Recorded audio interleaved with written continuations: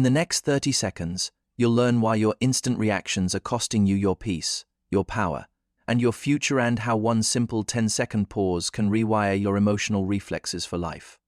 You react and instantly regret it. You snap, you spiral, you sabotage. Every time you let emotion dictate your response, you hand your control to chaos. But here's the truth. Mastery doesn't come from reacting fast, it comes from not reacting at all. This book is your training ground in the discipline of delayed reaction, the silent skill that separates the emotionally sovereign from the perpetually reactive. And it starts with 10 seconds. Just 10. Chapter 1. Your reactions are not you, they're habits. You are not your reaction. Say that again. You are not your reaction. Most people live their entire lives believing their emotions define them. They say, I'm angry, not I'm feeling anger. They say, I'm anxious, not anxiety is passing through me. That small shift in language isn't semantics, it's liberation. Because the moment you fuse your identity with your emotion, you lose your power to choose. And that's exactly where chaos begins. Your reactions are not you. They are habits. Learned, repeated, reinforced. And that means they can be unlearned. Think about this. When you were a child and dropped your ice cream, you screamed. You cried. You stomped your feet. And someone probably soothed you, fixed it, or gave you a new cone. That pattern distress, followed by external rescue, got wired into your nervous system. Now, as an adult, when your boss sends a critical email or your partner says something sharp, that same childhood circuit fires. You don't choose to explode, you default to it. But here's the truth you've been missing. You have a choice.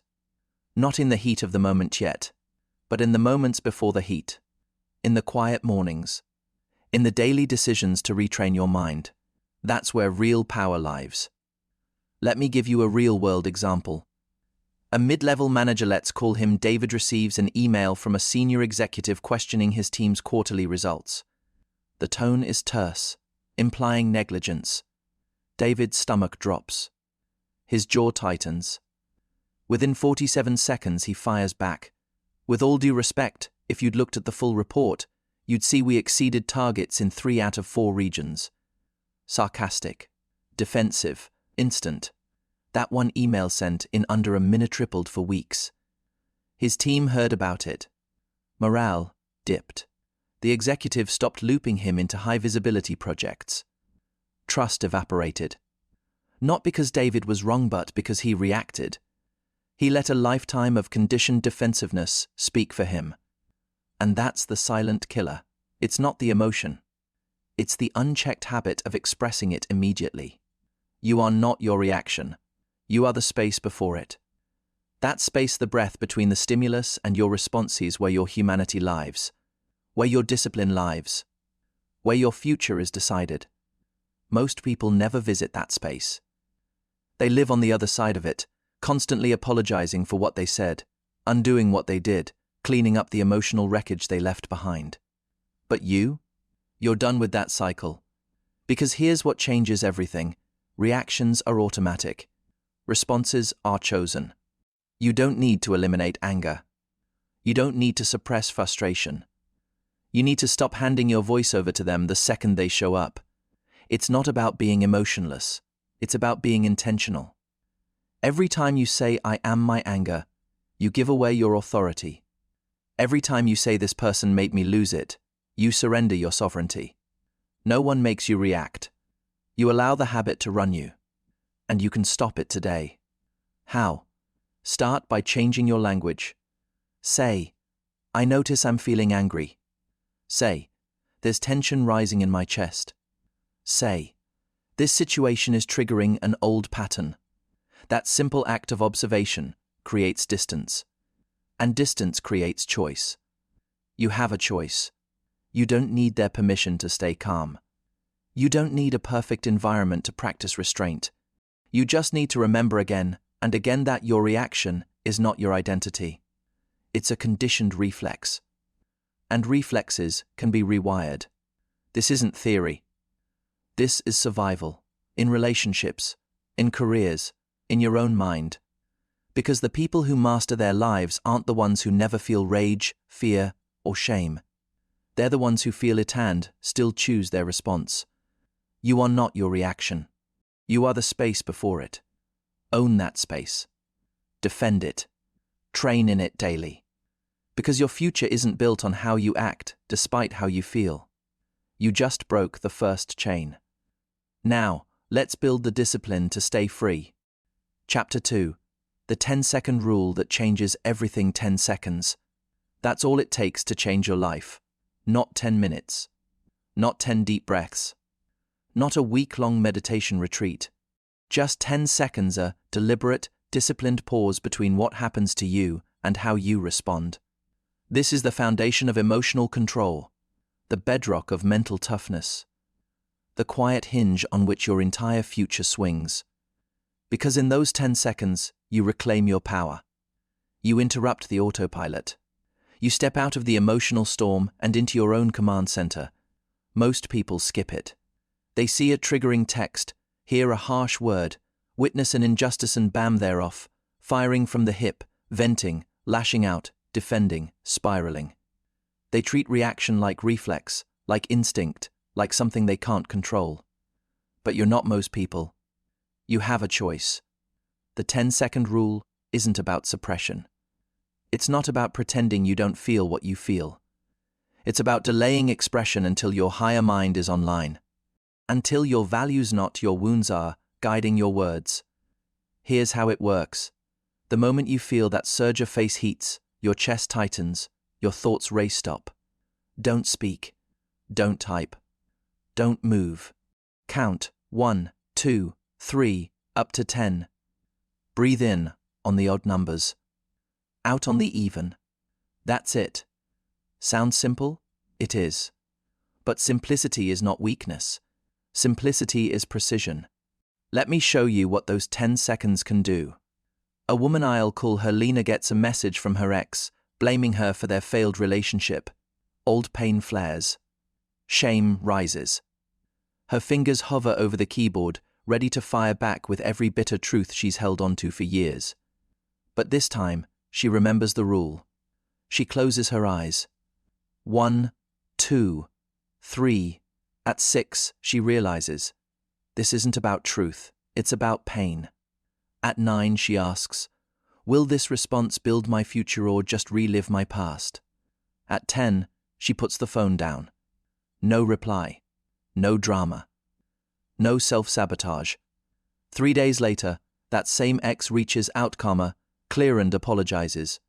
Not because she won an argument, but because her silence created space for something better to emerge. That's the key.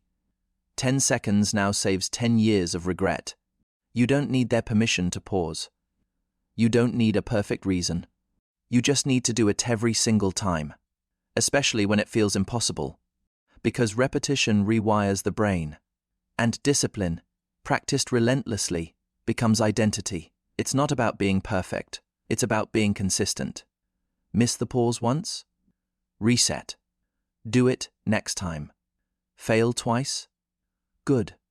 Now you know where your weak spots are. Train there. This rule works in boardrooms, bedrooms, traffic jams, and DMs. It works when your child screams, your partner criticizes, your boss micromanages. The trigger doesn't matter. Your response does. And your response begins with 10 seconds of sacred stillness. You are not your reaction. You are the space before it. And that space starts with a count. 1, 2, 3. Don't underestimate it. This tiny discipline is how empires of inner peace are built, one paused moment at a time. You've just installed your first real-time tool for emotional sovereignty. Now, let's expose the hidden cost of skipping it. Chapter 3. The hidden cost of instant responses. You think your quick reply was harmless. You think your snap judgment was justified. You think your hot take was just being real. But here's what you're not seeing. Every instant response carries a hidden tax.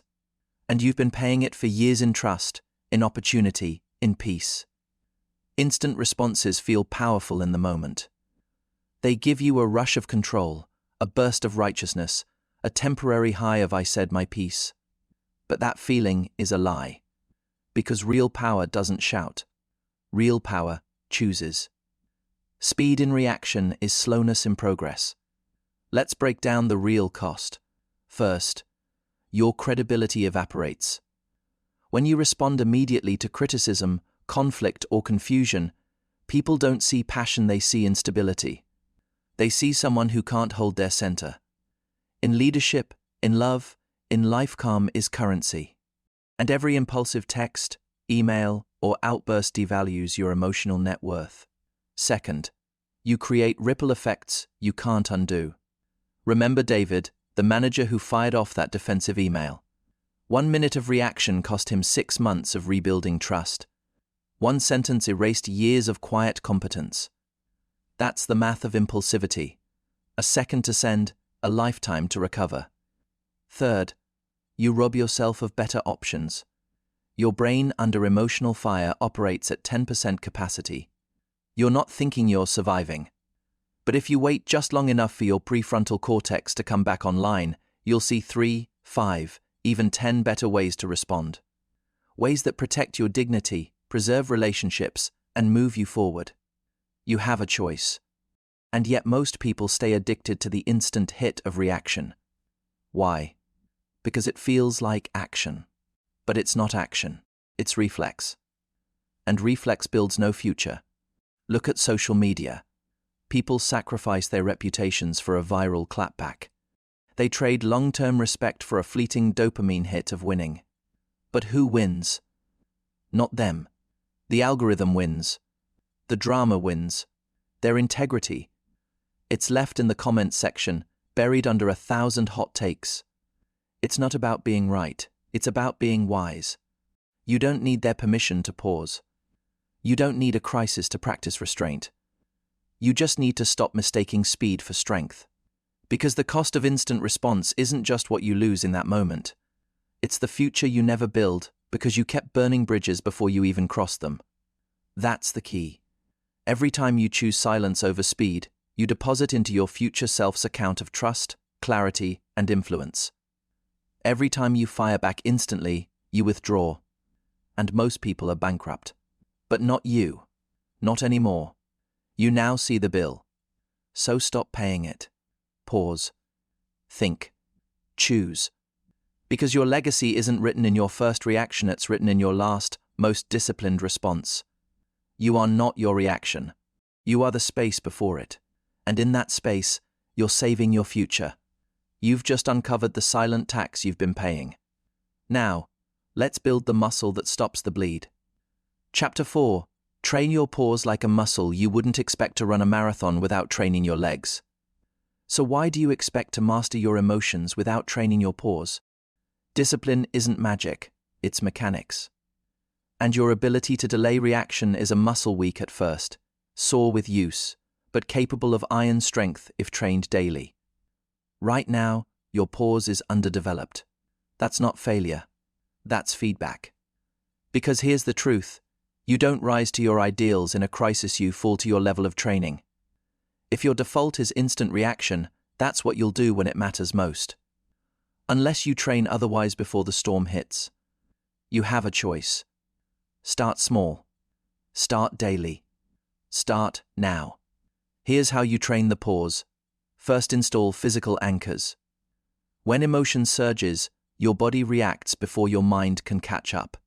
So give your body a job. Place your hand flat on your desk. Press your feet firmly into the floor. Touch your thumb to your index finger. These are not superstitions. They are neural interrupts, tiny signals to your brain. Stand down. You're safe. Think. Second, use verbal placeholders. You don't need to respond fully in the moment. You just need to respond responsibly. Say, "Let me sit with that." Say, "I'll get back to you on this." Say, "I hear you. Give me a moment." These phrases buy you time without burning bridges. They show strength, not evasion. Third, practice in low-stakes moments. Don't wait for a betrayal or a layoff to test your discipline. Practice when your coffee order is wrong. When someone cuts you in traffic. When a friend posts something ignorant online. Pause for 10 seconds. Breathe. Choose your response, not your reflex. This is your gym. These are your reps. That's the key. Elite performers don't train under pressure. They train before pressure arrives, so when it does, their body already knows what to do.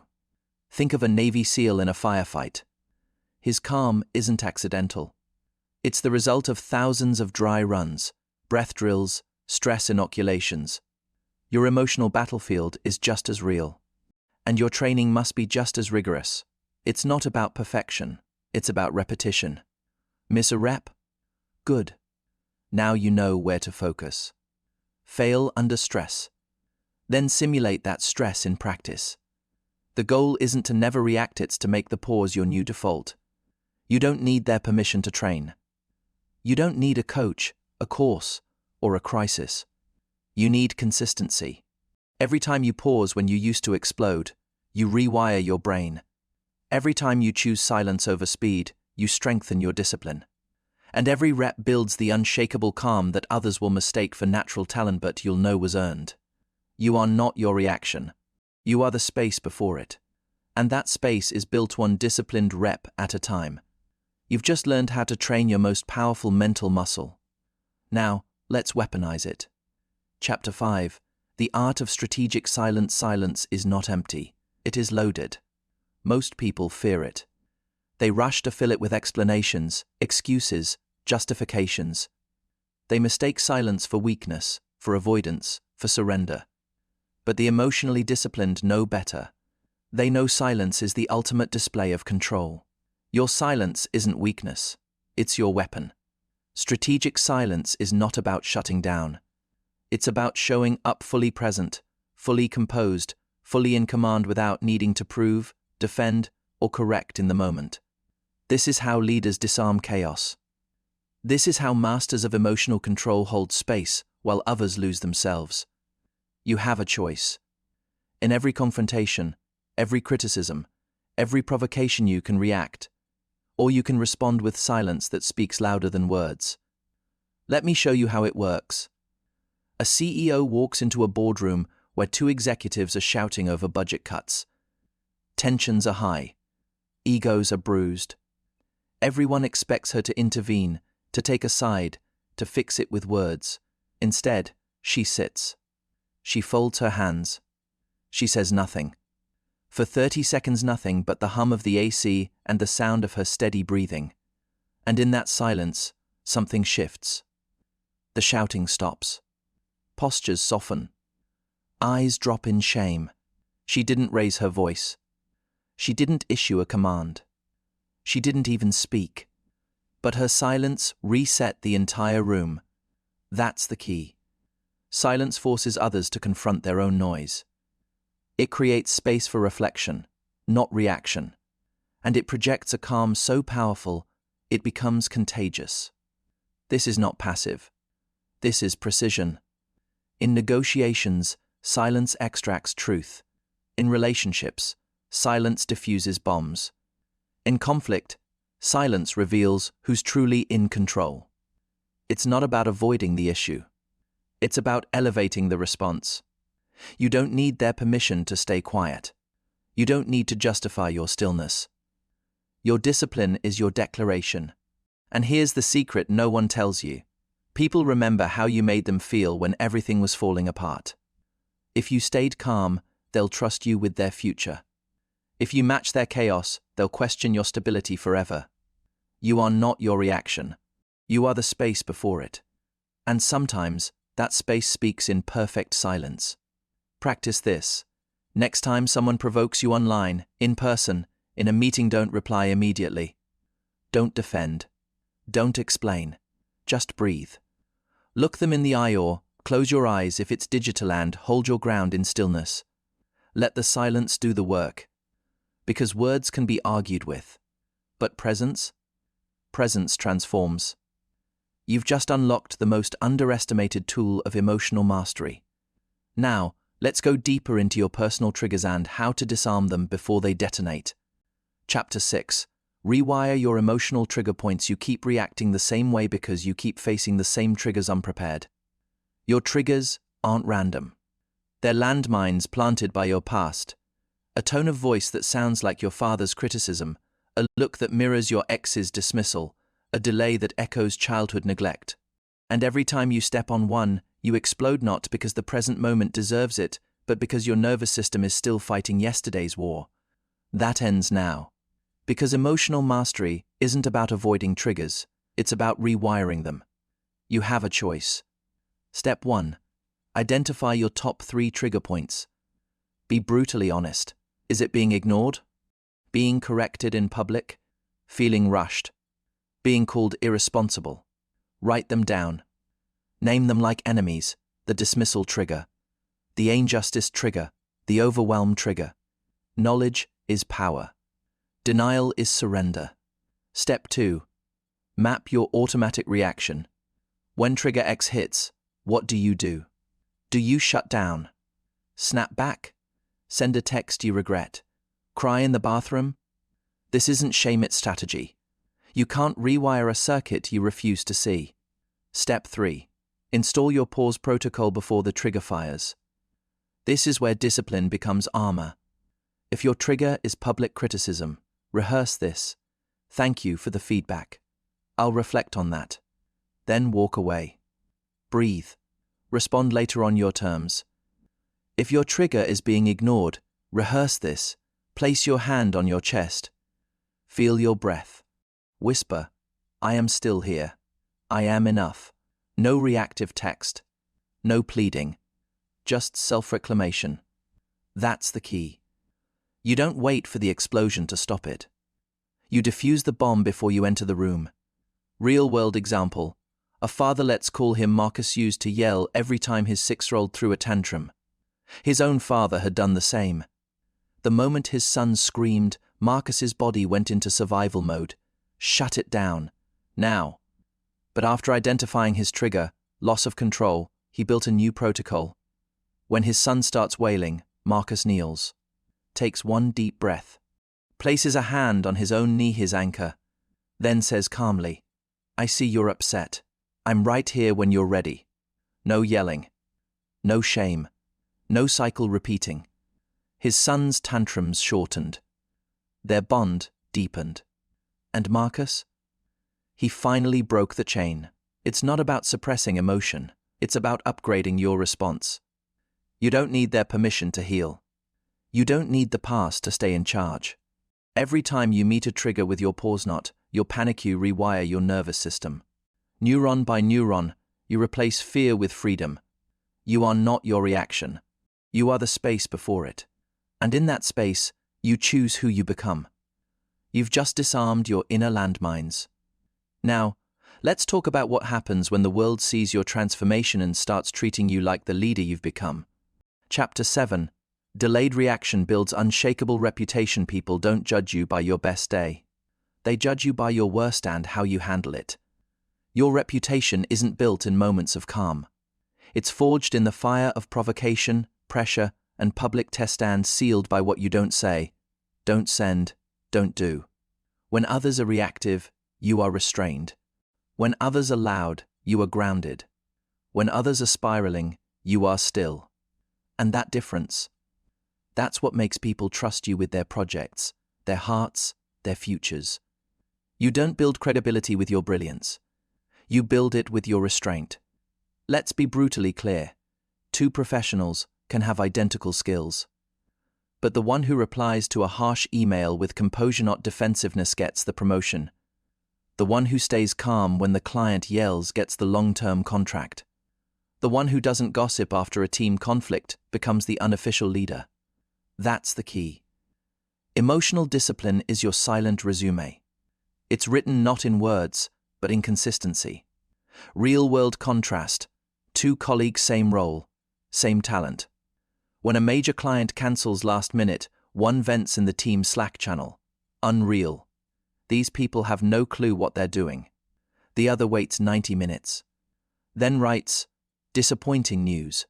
Let's regroup at 3 and explore plan B. Who gets invited into the executive strategy session the next week? Not the one who was honest. The one who was reliable. You have a choice.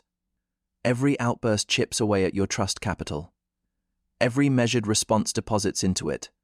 And over time, the compound interest is staggering. People begin to assume you're thoughtful. They presume you're stable. They default to you in crisis because they know you won't add fuel to the fire. It's not about being liked, it's about being trusted. You don't need their permission to hold your center.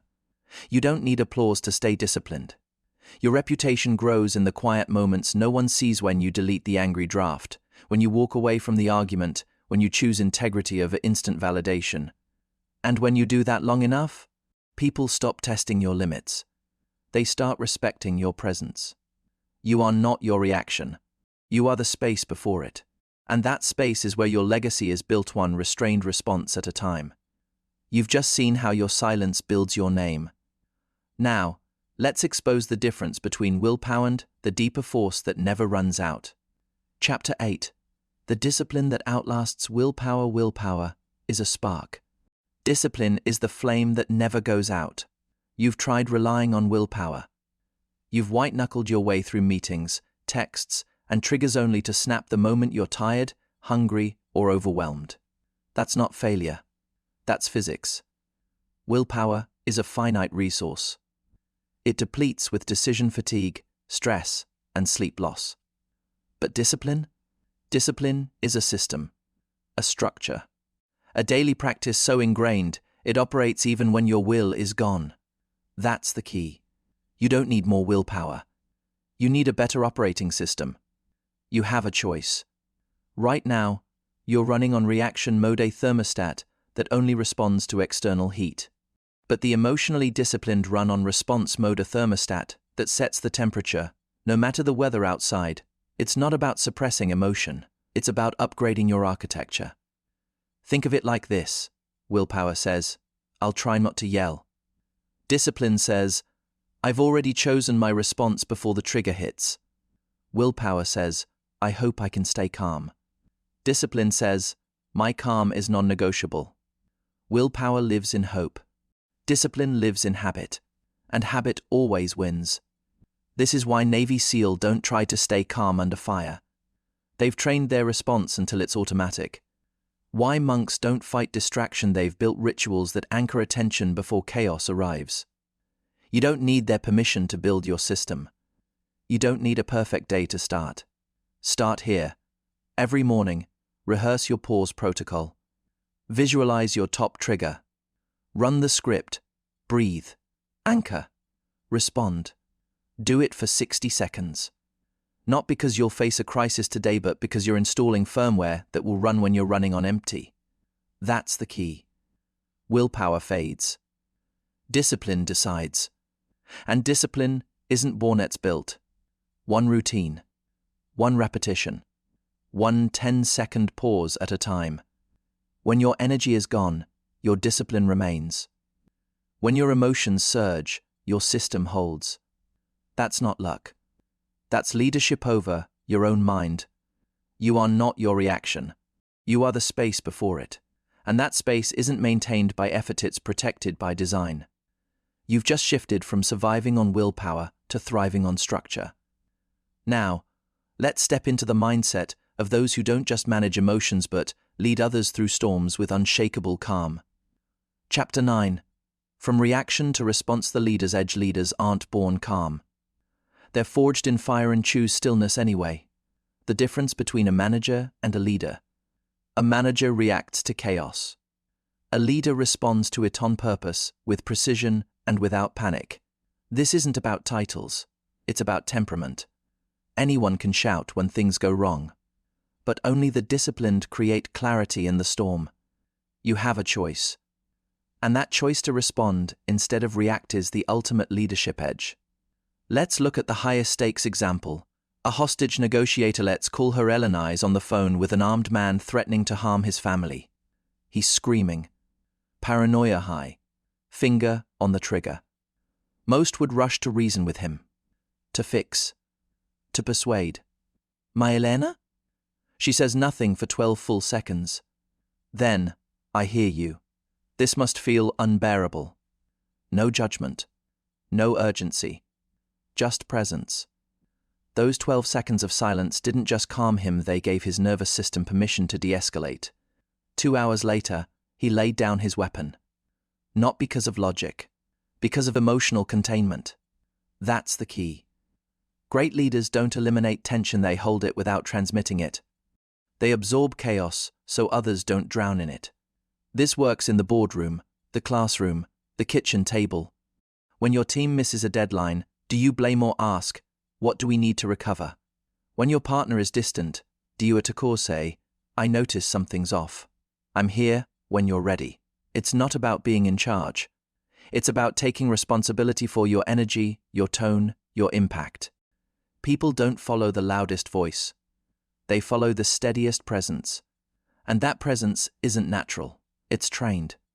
Every time you choose a grounded response over a reactive impulse, you're not just managing yourself, you're modeling leadership for everyone watching. Your children, your colleagues, your future self. You don't need their permission to lead. Leadership begins the moment you refuse to let external chaos dictate your internal state. You are not your reaction. You are the space before it. And in that space, you don't just survive, you elevate everyone around you. You've just claimed the leader's edge, calm as a compass, not a compromise. Now, let's step into the final truth, the space, where all transformation begins and ends. Chapter 10. Live in the space between stimulus and response. Everything changes in the space. Not before, not after, in the space. Viktor Frankl survived the Holocaust and gave us the most powerful insight of the 20th century. Between stimulus and response, there is a space. In that space is our power to choose our response. In our response lies our growth and our freedom. He didn't say it lightly. He lived it amid starvation, loss, and unimaginable cruelty. And in that hell, he found this truth: no one can take your inner freedom unless you surrender it through reaction. That space is your sanctuary, your command center, your lifeline. And right now, you're being trained to live there, not visit it. You have a choice. This isn't philosophy, it's daily practice. Imagine your day as a series of triggers. 7:03 a.m., a passive-aggressive text from a coworker. 11:47 a.m., your boss interrupts your presentation. 6:15 p.m., your child throws a tantrum at dinner. 9:30 p.m., your partner brings up a painful topic just to talk. For most people, each of these collapses the space instantly. Reaction floods in. Regret follows. But for you, you've trained. At 7:03 a.m., you read the text and breathe. 1, 2, 3. You are not your reaction. At 11:47 a.m., your jaw tightens but your hand stays steady on the table. You wait 2 full seconds before speaking. Your calm resets the room. At 6:15 p.m., you kneel. You breathe.